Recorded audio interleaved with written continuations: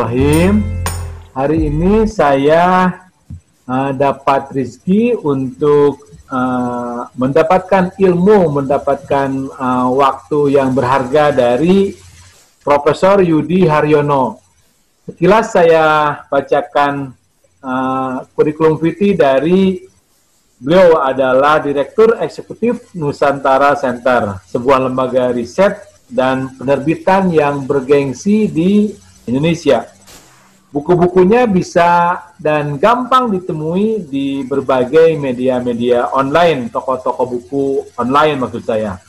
Beliau tahun 2005 menjadi pendiri Pusat Kajian Pancasila dan Kepemimpinan di Universitas Muhammadiyah Purwokerto, Jawa Tengah.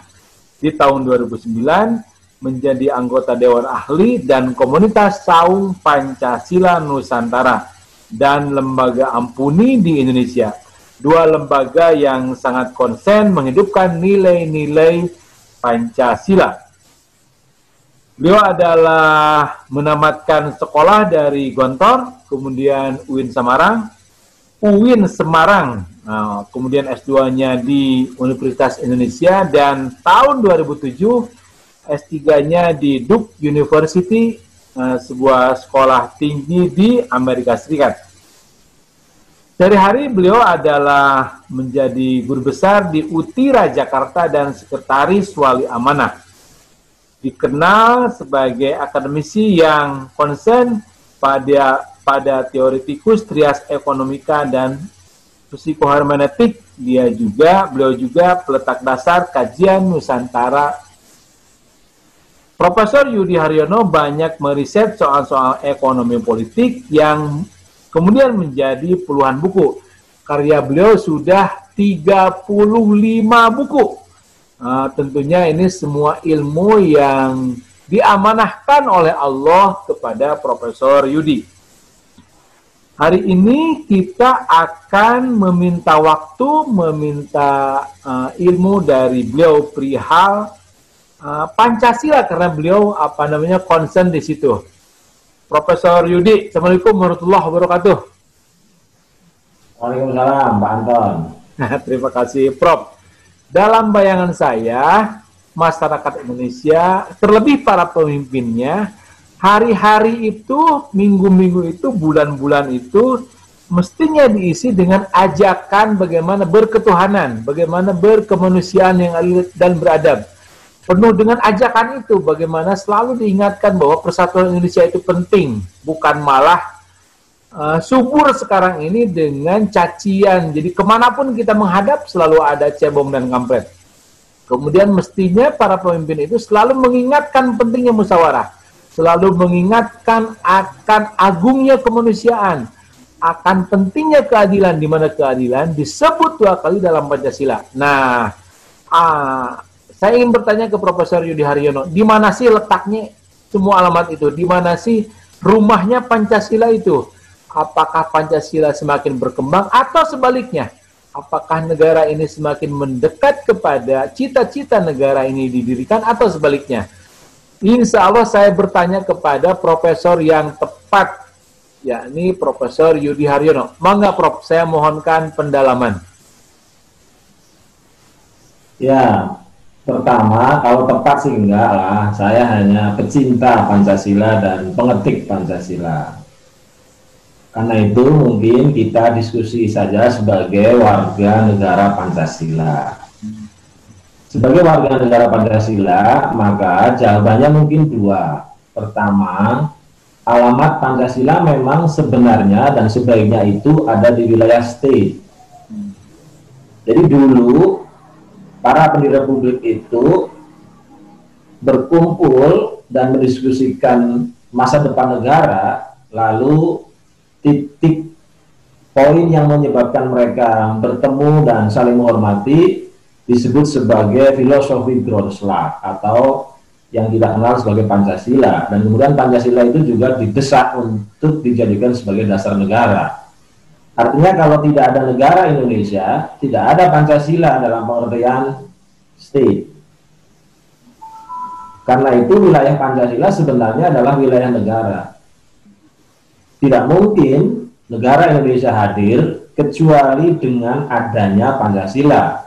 Dengan demikian, tidak mungkin adanya Pancasila kecuali karena adanya Indonesia Raya.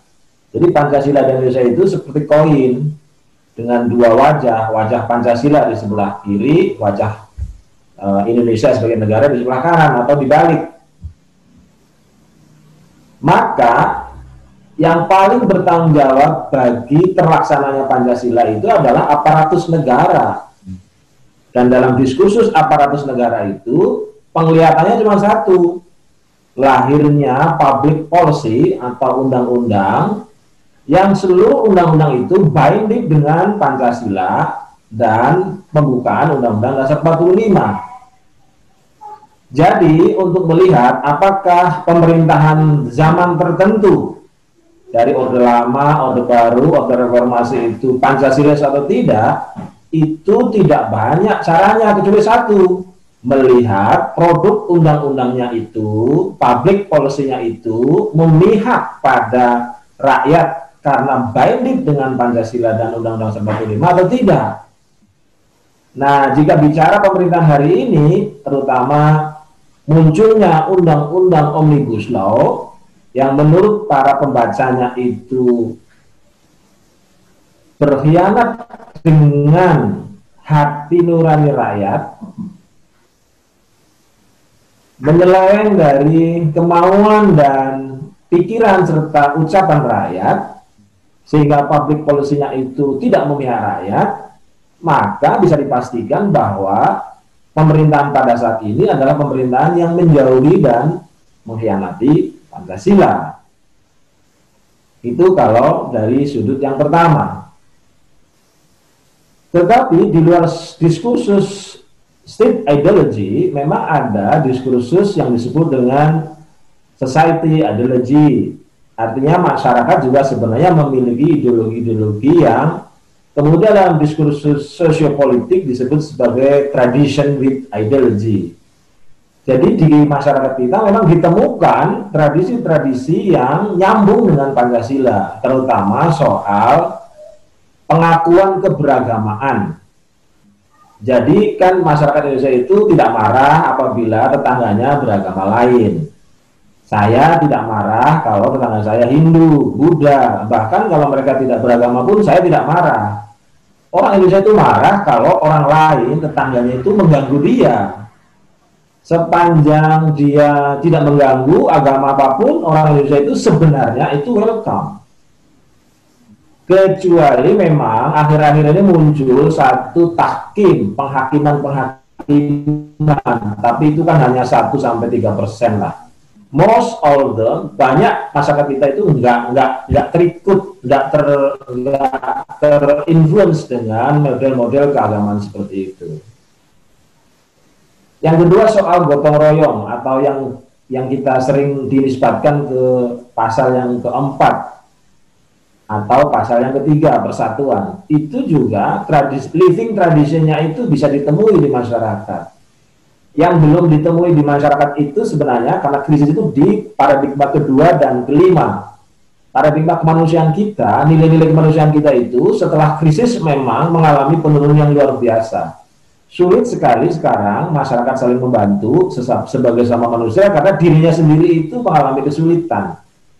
Itu menurun karena krisis. Yang keadilan juga menurun karena memang ada soal yang sangat krusial yang disebut dengan pembusukan state. Sudah banyak riset-riset menunjukkan bahwa aparatur hukum kita mulai dari kepolisian, kejaksaan dan kehakiman itu tidak menyelesaikan masalah tapi membuat masalah. Itu yang menyebabkan masyarakat kita itu tidak menghadirkan keadilan bersama karena memang ada influence yang dalam sekali dari kebusukan aparatur negara kita, terutama pada level hukum, yaitu kepolisian, kejaksaan, dan kehakiman. Dan itu diperparah oleh satu cabang negara yang disebut dengan cabang negara legislatif.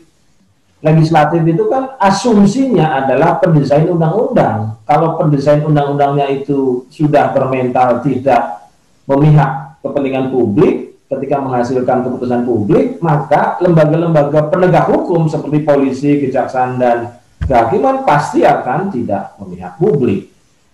Karena itu sebenarnya kita masih bersyukur bahwa di tingkat state, ideologi itu defisit bahkan hilang, tapi pada tingkat society, pada tingkat masyarakat, minimal ada 3 nilai-nilai yang masih berlangsung secara baik. Jadi kalau pertanyaannya sekali lagi, di manakah rumah Pancasila itu? Hari ini rumahnya ada di society, tapi itu hanya part of the big Indonesia Raya. Sehingga hanya, kalau kita pakai pendekatan ekonometrik, hanya 10% dari keharusan kita memastikan Pancasila hadir 100% di Republik ini. Gitu Mas Anton. Terima kasih Prof. Nah sekarang ajakan atau untuk segera pulang kembali ke rumah Pancasila itu kan tidak banyak begitu Prof. Ajakan berketuhanan misalnya, ajakan bagaimana menemui Tuhan misalnya, itu kan hanya dilakukan oleh pemimpin-pemimpin informal di masjid misalnya. Sementara di negara, di aparatus begitu, ajakan untuk kembali untuk semakin sering menemui Tuhannya itu kan jarang kita temukan. Satu-satu misalnya Prof, itu sila ke-1, belum lagi sila kedua, sila ketiga, apalagi sila keempat juga, apalagi juga keadilan begitu. Nah, bagaimana untuk segera pulang kembali ke rumah besar, ke rumah sehat, ke rumah Pancasila, Prof? Oh, nggak begitu. Jadi pendekatannya harus tekstual kalau melihat negara. Jadi gini, apakah sebuah negara hari ini yang digawangi oleh pemerintahan itu Pancasila atau tidak, itu yang paling bagus sebenarnya pertama soal teks. Nah, kalau soal teks sebenarnya kita itu sudah sangat Pancasilais negaranya loh ya. Kalau tidak percaya, cek seluruh undang-undang kita, pasti dimulai dengan rahmat Allah yang Maha Kuasa, maka atau Bismillah atau apa gitu, pasti ada itu. Itu kan ajakan atau praksis teks keagamaan. Begitu pula misalnya seseorang dilantik menjadi anggota DPRD, DPR, jadi Kapolres, jadi Kapolri, jadi Presiden, jadi apapun itu ada sumpah. Pasti di bawah sumpah, dan sumpah itu merujuk pada agama tertentu. Ya kan? Misalnya si Sulis nih, Sulis kemarin dilantik jadi Kapolri, itu kan di bawah sumpah dengan Bible. Pak Jokowi disumpah di bawah Al-Quran. Jadi teksnya sebenarnya binding dengan Pancasila. Teksnya. Yang repot teks dengan nama Tuhan, pasca sumpah itu belok. Misalnya gini, teks soal pendidikan saja, teks soal pendidikan itu mestinya pasal-pasalnya itu binding dengan 4 dasar dinamis. Jadi seluruh teks pasal-pasal dalam pendidikan itu pertama harus melindungi. Jadi semua orang harus dilindungi dalam pengertian pendidikan. Yang kedua harus mencerdaskan, berarti semua orang harus cerdas. Yang ketiga harus mengkayakan, berarti semua orang itu harus kaya, atau kan memastikan kesejahteraan umum lah. Yang terakhir, yang keempat itu adalah ikut serta dalam ketertiban dunia. Tapi dalam konteks pendidikan, 4 yang dinamis ini tidak binding. Apa cirinya tidak binding? Adanya sekolahan yang berkelas. Jadi sekolahan itu ada yang mahal sekali, ada yang setengah mahal, ada yang gratisan, ada yang enggak, ada yang kacau balau gitu kan. Ketika sebuah negara membiarkan sekolah-sekolah itu bertingkat-tingkat, sebagaimana kalau Anda naik bis ada yang eksekutif, ada yang tidak, sebagaimana kalau Anda naik kapal, naik pesawat itu ada yang eksekutif, ada yang tidak. Sebenarnya negara itu berkhianat pada teks yang pertama, karena teks yang pertama itu menyumpah seseorang untuk melindungi, menyejahterakan, mencerdaskan, dan mentertibkan. Nah kalau beda kelas berarti kan berbeda. Nah kalau berbeda berarti bukan Pancasila, gitulah kira-kira. Apalagi secara filosofis kita tahu bahwa Pancasila itu endorsement-nya cuma 2. Pertama Islam, dan itu dilihat dari ketuhanan yang Maha Esa, dan 9 kata yang kemudian dicoret itu. Yang kedua itu sosialisme. Nah, 2 endorsement ini dibuktikan dengan TAP MPR yang mengharamkan hadirnya komunisme, Leninisme, serta TAP MPR yang mengharamkan hadirnya liberalisme dan kapitalisme. Jadi, Jadi kehadiran Islam dan sosialisme yang mengendorse Pancasila itu dikuatkan dalam tap MPR. Nah, Islam dan sosialisme itu pasti berkeadilan. Landasannya loh ya, bahwa ada yang tidak berkeadilan itu iya. Tapi dorongannya, influence-nya, mental dasarnya adalah memastikan keadilan. Memastikan keadilan itu adalah adanya persamaan.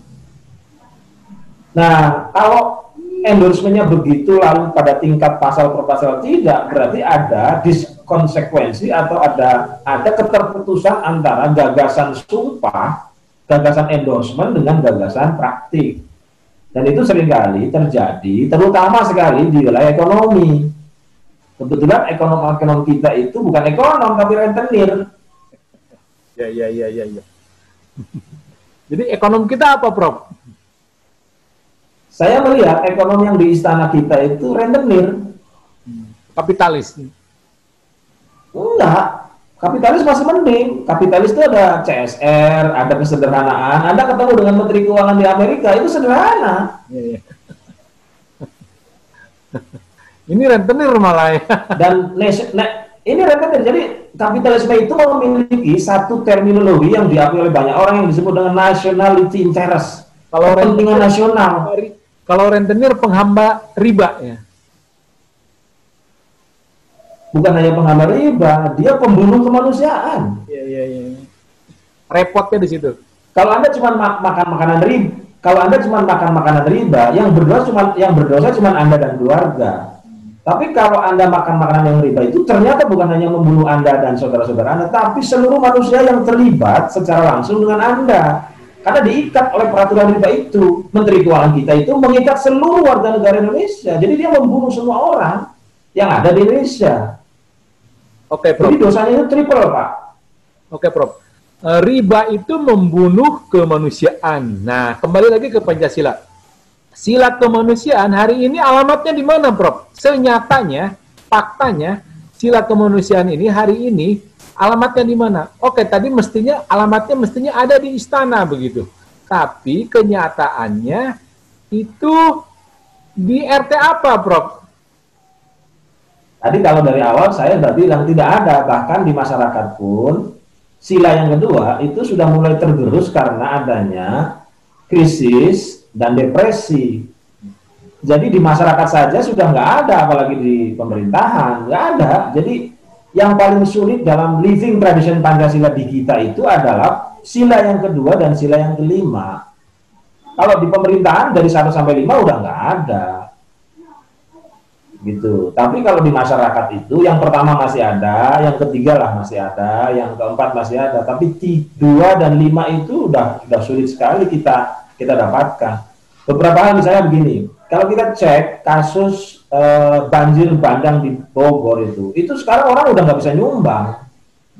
Banjir bandang yang di Kalimantan itu saya cek, Kompas yang biasanya bisa ratusan miliar nyumbang dari masyarakat sekarang cuma nyumbang 300 juta dari pembaca Kompas. Itu artinya mengalami defisit yang luar biasa soal tolong menolong, soal kemanusiaan, soal bahwa kami sama-sama Indonesia dan saya tidak menderita, Anda menderita, maka kami harus menolong Anda. Itu menurun drastis dan itu karena negara kita tidak mempraktekkannya, gitu loh.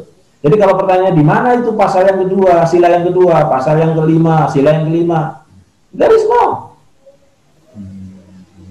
Adanya di teks, ada di buku-buku. Di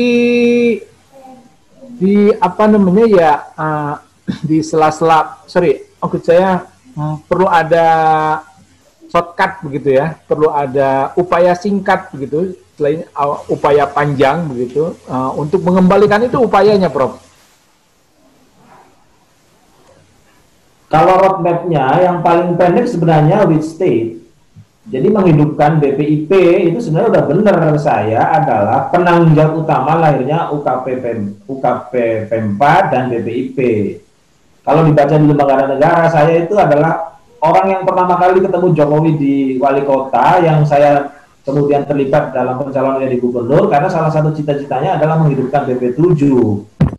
Yang jadi problem adalah ketika UKP itu hidup dan menjadi BPIP itu diisi oleh orang yang senangnya itu jadi artis. bukan menjadi part of state untuk mengkampanyekan dan memastikan hadirnya Pancasila. Itu loh soalnya. Jadi soal pengisian saja di situ. Kang Yudi sudah sempat benar di situ, tapi dia nggak kuat. Lalu diisi oleh Yudi yang kedua. Saya tahu betul loh orang Yudi ini. Dan repotnya dua Yudi ini menghadapi birokrasi keuangan yang sampai sekarang Menteri Keuangan itu selalu memberi tanda bintang, nggak cair-cair, jadinya kan nggak ada kegiatan. Republik jadi macet. Sebenarnya itu bukan hanya macet, mereka stres sendiri. Tapi begini, itu semua karena cengkraman anti Pancasila di wilayah keuangan. Jadi bangsa kita ini dicengkram oleh satu teori yang disebut dengan debt trap. Suatu negara kalau dia mengalami jebakan utang itu nggak bisa ngapa-ngapain. Anda punya pemikiran keislaman yang sangat bagus, orang lain punya pemikiran kekristenan yang sangat bagus, orang lain punya mentalitas yang sangat bagus. Itu hanya di wilayah normatif. Begitu masuk ke negara nggak punya uang, maka ya dia akan korupsi. Jadi sebenarnya problem Pak Jokowi, sebagaimana problem Pak SBY, sebagaimana juga problem Pak Gus Dur, sebagaimana juga problem Bu Mega, itu adalah pada penyerahan APBN ke dalam satu instrumen agensi utang, agensi rentenir. Itu sebenarnya udah bahaya, itu udah lama kita peringatkan. Karena itu akan berdampak pada yang lain. Mirip kalau dalam tubuh kita itu penyakitnya dari hati. Kalau itu nggak disembuhkan, nggak dioperasi, dia akan ngerembet ke jantung, dia ngerembet ke mata, dia ngerembet ke gigi, dia ngerembet kemana-mana. Dan Pak Jokowi tidak menyadari itu. Udah bolak-balik kita sampaikan, Pak, problem utamanya adalah pada pengelolaan keuangan, yang keuangan ini dikelola secara rentenir. Jadi harus diganti orang-orangnya semua, sekaligus roadmap-nya. Dan dia bilang waktu itu iya, tapi karena ditekan oleh satu kekuatan yang sangat besar, akhirnya dia menyerah. Sehingga program-program BPIP yang bagus, program-program Bappenas yang bagus, program-program pendidikan yang bagus itu walaya mutu walayahya, tidak bermutu, tidak berbiaya.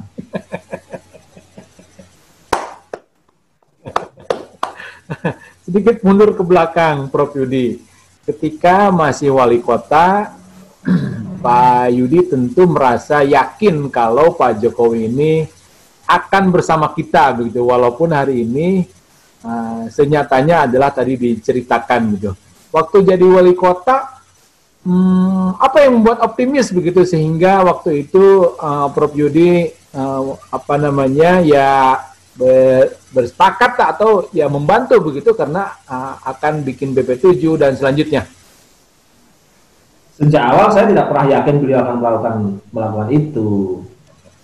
Jadi sudah 20 tahun itu Pak Anton, saya nggak tahu ya, itu sangat chauvinis mengatakan kalau bukan aku yang jadi presiden, Indonesia itu makin anti Pancasila. Yang jadi masalah tidak ada orang kenal saya, itu loh. Apalagi memilih saya, kenal saya saja kagak, apalagi milih saya. Jadi ada nilai tinggi, ada nilai rendah. Maka sebagai manusia saya harus realistis.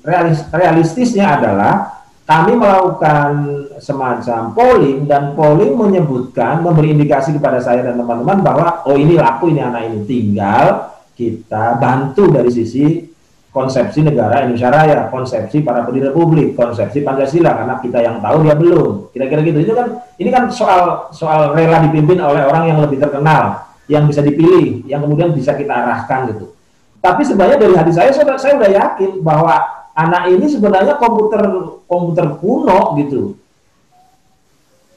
Tapi kan saya orang NU yang walaya berwukulu, walata berwukulu. Aku tidak bisa meninggalkan semuanya dan tidak bisa mengambil semuanya. Jadi harus realistis.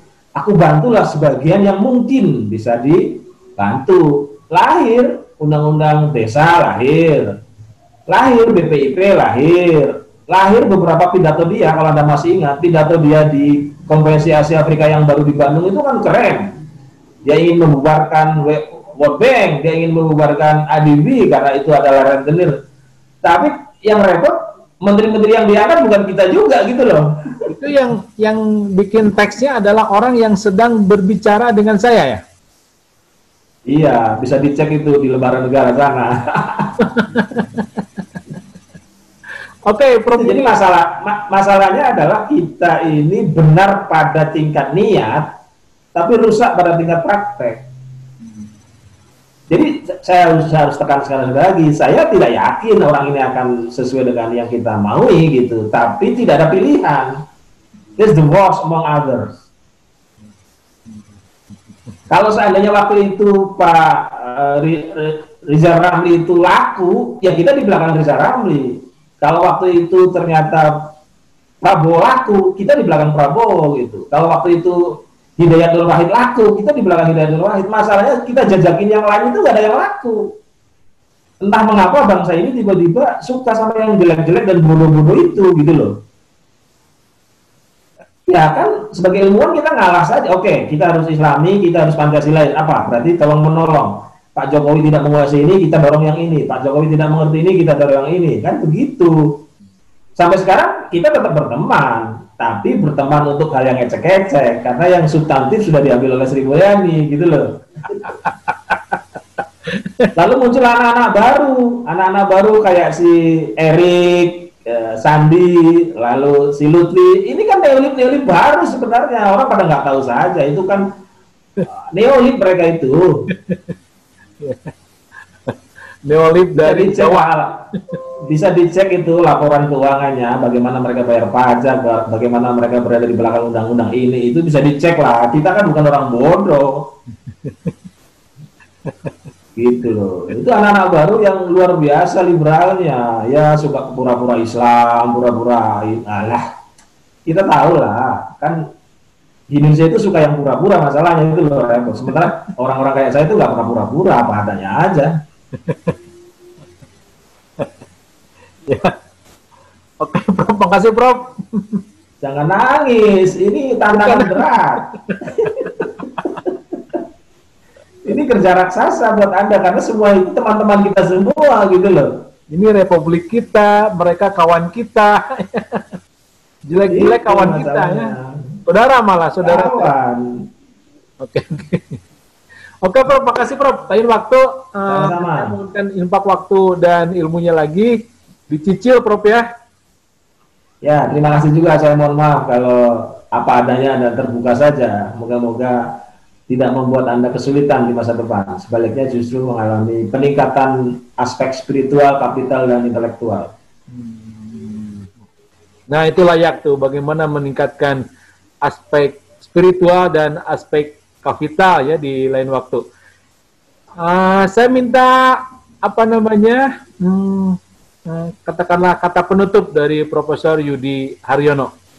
Silakan, Prof.